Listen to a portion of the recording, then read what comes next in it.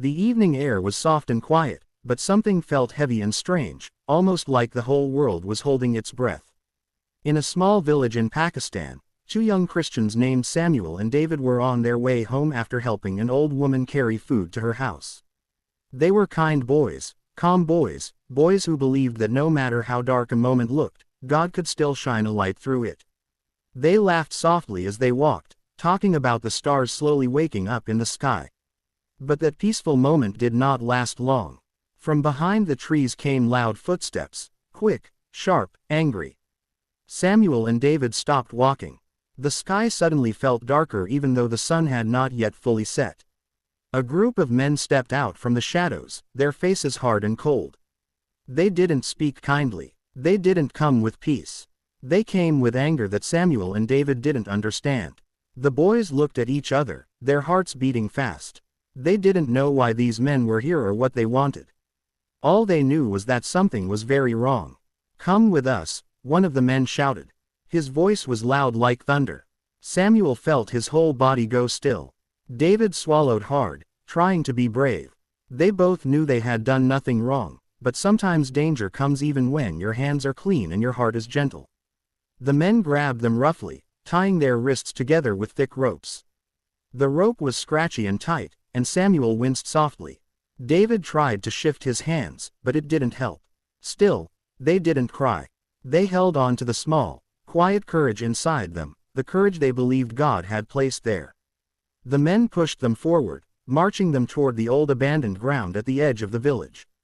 It was a place where no one usually went, a place with dry grass and broken stones, a place that felt cold even on warm days. As they walked, Samuel whispered, "Don't be afraid, David. Jesus is with us." David nodded, trying to let those words sit inside his shaking chest. He didn't feel brave, but hearing Samuel say that made a tiny spark of hope light up in his heart. When they reached the open ground, the men stopped. The wind blew softly, as if trying to wrap the boys in a small hug. The sky was growing dimmer. Samuel could hear his own heartbeat. David looked at him again, his eyes big and scared. They were both tied. They were both surrounded, and the men talked about punishing them just because they loved Jesus. Samuel's lips trembled for a moment. But then something strange happened inside him. He felt a warmth, gentle and soft, like someone was placing a cloak of peace around his shoulders. One of the angry men stepped forward and pointed at them, shouting words that made the air feel even colder. But suddenly, the ground beneath everyone's feet seemed to tremble, not in a violent way, but in a warning way, like the earth itself was saying, "Stop." The wind picked up, swirling around Samuel and David. It was not a normal wind. It felt alive. It felt protective. It felt strong. The men looked around, confused. The sky, which should have been darkening slowly, suddenly lit up with a soft golden glow, just a small one at first, like a candle flame far away. But then the glow grew brighter, steadier, warmer. Samuel felt it wash over him like sunshine. David felt his fear melt a little. And the men, they stepped back, their eyes wide, their anger suddenly tangled with confusion. The golden light stayed, wrapping the boys in a peace too deep to explain. Samuel whispered, "Jesus is here." And even though the ropes were tight and danger was close, it didn't feel like the end. It felt like the beginning of something powerful, something only heaven could do. The golden light around Samuel and David did not fade. It glowed softly like a warm blanket, even though the air around them was cold and the men standing nearby were still confused and angry. The boys felt the ropes on their wrists, but they also felt something stronger, an invisible calm, like a gentle whisper saying, "You are not alone." The men stepped back at first, shielding their eyes from the strange glow. They looked at each other, unsure of what they were seeing. One of them muttered, "What is this? Where is the light coming from?" But no one had an answer. The sun was already low, and this light was too bright, too focused, too soft to be from anything on earth. Samuel took a slow breath. His chest was still tight from fear, but inside him, something brave began to stand up. David leaned a little closer to him, as if the closeness made him stronger. Their hands were tied, but their hearts felt held by something greater. The leader of the group, a tall man with sharp eyes, stepped forward again.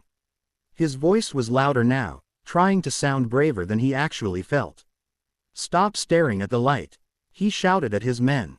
"These boys won't escape. Do what we came here to do." The order hung in the air like a cold cloud. Even Samuel felt his courage shake for a moment. David's breath caught in his throat. The men moved slowly at first, almost as if their feet were heavy. The glow around the boys didn't make sense to them, but they didn't want to look weak in front of their leader. Then something unexpected happened. A wind came. Not a loud storm wind, not a dangerous wind, but a gentle, steady wind that seemed to have its own mind. It circled Samuel and David, lifting the dust around their feet. The grass nearby bent softly in the same direction. The men stopped moving, watching in confusion.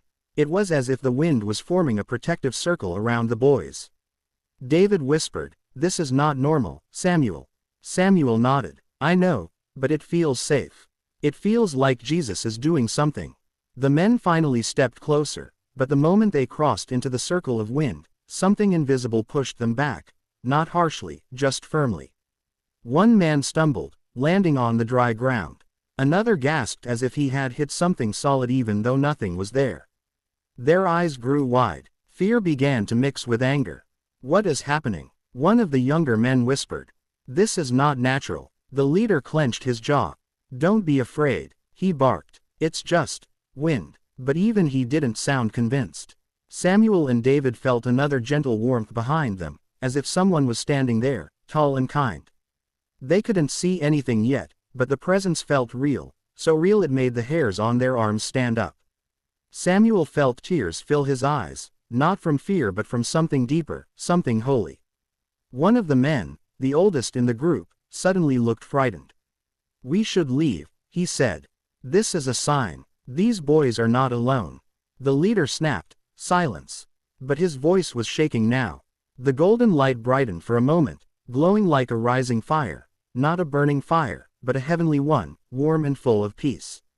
The men stepped back again. Their confidence began to crumble. They didn't understand what was happening, and it scared them more than they wanted to admit. Samuel closed his eyes and whispered, "Jesus, help us." David whispered the same words, but his voice cracked with emotion. The ropes on their wrists suddenly felt different. What had been tight and painful began to loosen. Slowly, gently, the knots slipped on their own, unwinding as though invisible fingers were untying them. The boys felt the ropes fall softly to the ground. The men gasped. How did the ropes come off? They were tight. The leader stared, frozen. He couldn't speak. He couldn't move. Samuel and David lifted their free hands, touching their wrists in disbelief.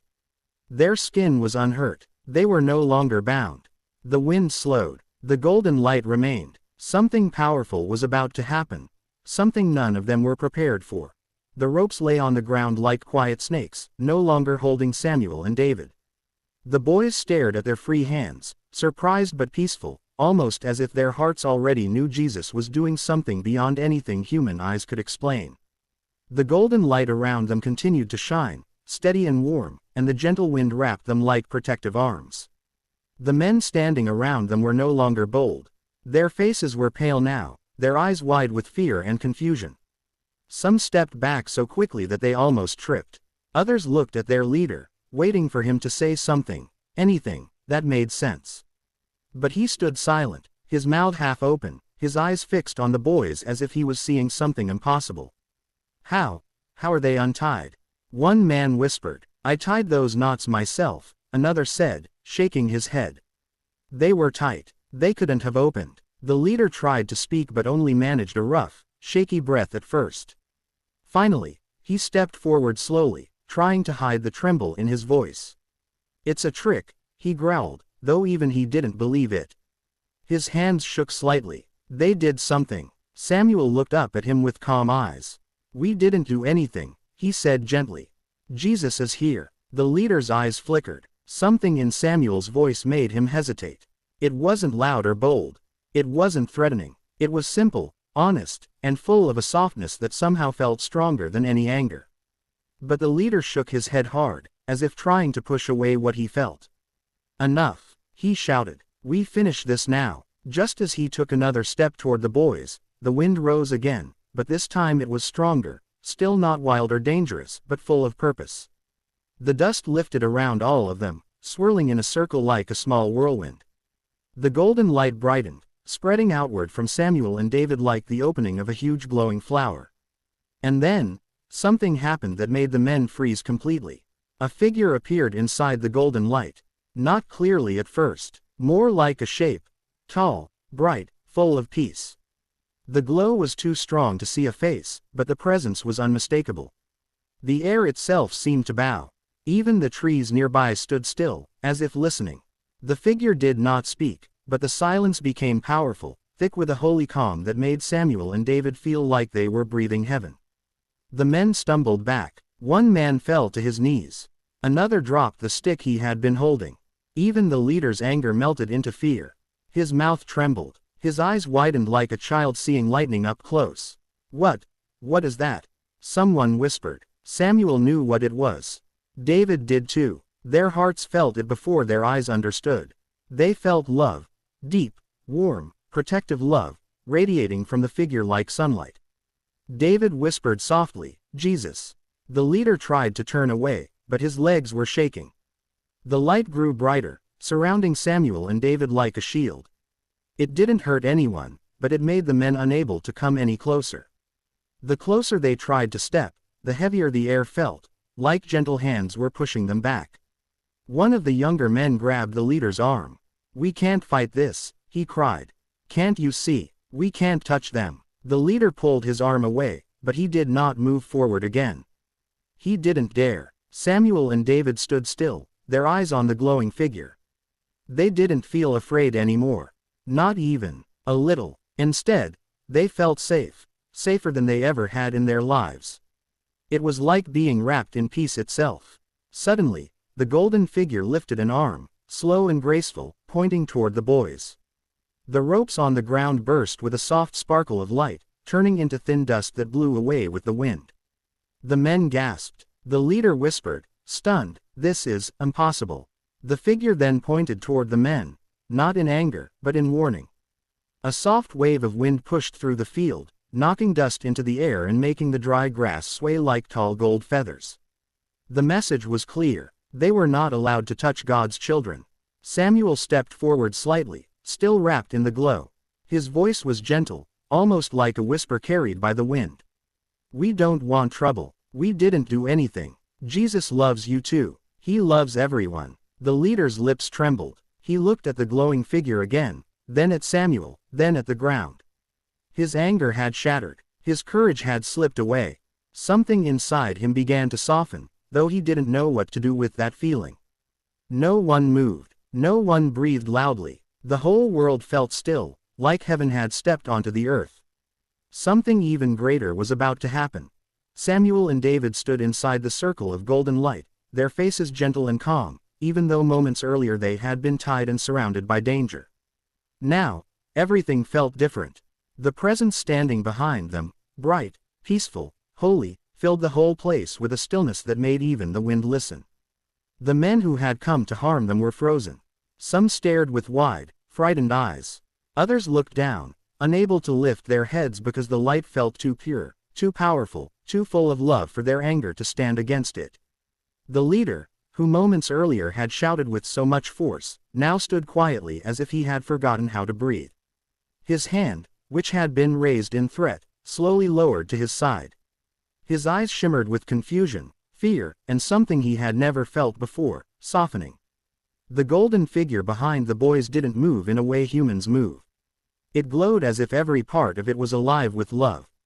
The air around Samuel and David shimmered like warm morning sunshine. The wind, which had been swirling, now became calm, brushing gently across the field like a soft sigh of peace. Samuel felt the presence right behind him, strong and comforting, like a shield made of light. He didn't have to turn around to know Jesus was there. His heart simply knew. David felt it too. His fear melted away completely. He blinked, and tears of relief rolled down his cheeks, but they didn't feel heavy, they felt like tiny drops of joy. The leader finally took a shaky step back. Who is with them? He whispered. No one answered with words, but the light seemed to speak by itself, filling the space with a message clearer than sound. These are my children. They are under my protection. One of the younger men began to cry softly. Not from pain, not from fear, but from something deeper, something warm stirring inside his chest. He looked at the boys with new eyes, not angry eyes, but eyes that had seen something bigger than hate. Something bigger than him, something holy. The leader's lips trembled. We can't touch them, he breathed. We should not have come here. The golden light grew brighter, not harsh or blinding, but warm, like a sunrise that makes shadows run away. The men covered their eyes for a moment. The ground beneath Samuel and David seemed to glow with the light too. Suddenly, the wind lifted again, but this time it was soft and guiding. The dust around the field rose gently, swirling upward like golden snowflakes. The trees made a low rustling sound, almost like they were whispering prayers. Samuel took another step forward, still wrapped in the soft glow. Jesus forgives you, he said softly. His young voice carried across the field like a peaceful breeze. He wants peace, not harm. The leader looked at Samuel, his expression breaking. His eyes became wet, though he tried to hide it. Why would he protect you? He whispered, voice cracking. Why would he care? David answered, his voice filled with a courage that surprised even him. Because he loves everyone, even you. The field went silent. The leader lowered his head. His anger had completely dissolved. All that was left in him was heaviness. Heaviness from guilt, from fear, from realizing he had tried to harm two innocent children whom God himself had protected. Suddenly, the golden figure lifted both arms gently. A wave of warm air swept through the area. It didn't push the men away, it filled them. It touched their hearts, washing over them like a soft river of light. Some men dropped to their knees, overwhelmed by the feeling of peace. Others covered their faces with their hands, touched deeply even though they didn't understand what they were feeling. One whispered, "This must be a miracle, it must be." The leader fell to his knees slowly, not because he was forced, but because something inside him broke open, something that had been locked away for years. Pride slipped away, hatred fell apart, his heart felt lighter and heavier at the same time. "I'm sorry," he whispered to the ground. "I didn't know, I didn't understand." Samuel stepped closer, still calm, still wrapped in golden light. "It's never too late to change," he said gently. "Jesus came to save, not hurt." The leader lifted his head slightly, tears on his cheeks now. "How can he forgive me?" he whispered. "After what I almost did." David answered softly, "He forgave the people who hurt him. He can forgive you too." The golden figure slowly lowered its arms, and the warm wind softened. The light around Samuel and David glowed brighter for a moment, then settled into a peaceful stillness. The men stood, or knelt, silent, humbled, overwhelmed. No one dared move toward harm again. No one dared speak anger. Their hearts had been touched by something far greater than fear. The miracle wasn't only saving Samuel and David. It was changing the hearts of the very men who came to hurt them. The golden light settled softly over the field, gentle like sunlight drifting through a quiet window. Samuel and David stood in the center of it, their small faces calm and glowing with peace. The men who had come with anger now stood frozen, not because they were trapped, but because their hearts were being touched in a way they had never felt before. The leader, still on his knees, felt something breaking inside him, something old and dark, something he had carried for too long. The presence behind the boys remained bright, holy, and full of warmth. Even though the figure did not speak with human words, every breath of wind felt like a message of love. Every shimmer of light felt like forgiveness touching the hardest places of the heart. For a long moment, no one moved. The field was silent except for the soft rustle of the grass. The sky above them, which had begun to darken earlier, now shone with a soft glow, as if heaven had opened just a little to watch what was happening below. Samuel and David felt completely safe, wrapped in a peace deeper than words. The leader slowly lifted his head, tears streaming down his face. Why would Jesus protect children like you after everything we tried to do?" he whispered, his voice shaking like dry leaves in the wind. Samuel stepped closer, not afraid at all. His eyes were calm and full of warmth. "Because Jesus loves everyone," he said simply. "Even when people make big mistakes, he still wants them to come back to him." David nodded gently. "He doesn't give up on anyone." The leader lowered his head again, his shoulders trembling. He wasn't trembling from fear anymore.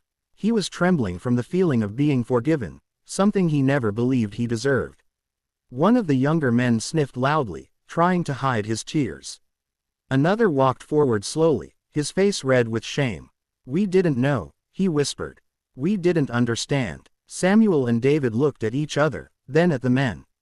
Not with anger, not with fear, with kindness. At that moment, the golden figure behind the boys shimmered brighter. A soft wave of light moved outward across the dry ground, touching the men like gentle hands. The feeling that washed over them wasn't loud or dramatic. It was soft, warm, and deep, like being hugged after years of feeling alone. Some of the men fell to their knees. Others put their hands over their hearts. The leader covered his face, but he couldn't stop crying. He had spent so many years carrying hate inside him that he forgot what hope felt like. But now, because of this miracle, he felt something new. Something fresh, something healing. Samuel whispered, "Jesus is giving you another chance." David added in a soft voice, "You can choose a better way from today." The leader looked at the boys. "What do we do now?" he asked, voice still shaking but full of softness. Samuel smiled gently. "You go home, and you make peace with people, and you ask Jesus to lead you." The wind lifted again, warm and light, swirling around the boys once more. The golden glow rose higher, not disappearing, but lifting, almost as if it were returning to heaven. The figure behind them became brighter for a brief moment, then slowly faded into pure light. The men watched in awe, unable to speak. It felt like watching hope itself rise into the sky. When the light finally faded, the field became peaceful again. The sky had turned a deep blue, sprinkled with early stars that sparkled gently. The air was calm. The danger was gone. Samuel and David stood side by side, quiet and peaceful. They felt different, stronger, loved, protected. They knew something holy had happened, something far bigger than anything they could explain. The leader stood slowly, still wiping tears from his cheeks. He approached the boys carefully, as if afraid to disturb the calm in the air. When he reached them, he bowed his head. "I am sorry," he whispered, "for everything. I will never harm you again. I will never harm anyone for believing in God." Samuel reached out his hand. David did too. The leader stared at their small hands, then gently took them, his eyes filling with fresh tears. He felt forgiveness in their touch, pure, innocent, real. The other men came closer, nodding, some still crying quietly. "We are sorry too," they murmured. "We were wrong." Samuel nodded. "God can change any heart." David smiled. "Even the hardest one." The men slowly stepped back, their faces soft and changed. They walked away together, not as a group of angry men, but as people touched by mercy. The leader looked back one last time. He didn't say anything, but the gratitude in his eyes spoke louder than words. When the men were gone, Samuel and David stood alone in the quiet field. The ropes that once tied them were gone. The fear that once filled their hearts had vanished. They looked at each other and smiled, tears in their eyes, not sad tears, but grateful ones. "We're alive," David whispered. "Jesus saved us," Samuel replied softly. They began walking back toward the village, the stars guiding their steps. The night no longer felt dark. It felt bright, hopeful, and full of miracles. Each footstep felt like a reminder. When danger stands tall, Jesus stands taller. When darkness rises, his light rises brighter. When hatred appears, his love still wins. And as the two boys walked home, hand in hand, the sky above them shimmered quietly, as if heaven itself was smiling. Summary: Samuel and David, two young Christians in Pakistan, were captured by angry men and tied with ropes, facing great danger. But just when everything seemed hopeless, a golden light surrounded them, and the presence of Jesus protected them. The ropes fell off, the men couldn't harm them, and their hearts began to soften. The leader who came with hatred ended up kneeling in tears, touched by God's love. Instead of punishment, the men received forgiveness. In the end, Samuel and David walked home safely, knowing Jesus had saved them both from danger and had changed the hearts of those who meant to harm them. Moral lesson: no matter how dark or scary a moment feels, God's love is stronger than fear, hate, or danger. Jesus can protect, heal, and even change the hearts of those who do wrong. Kindness and forgiveness can bring miracles, and light will always win over darkness. The end.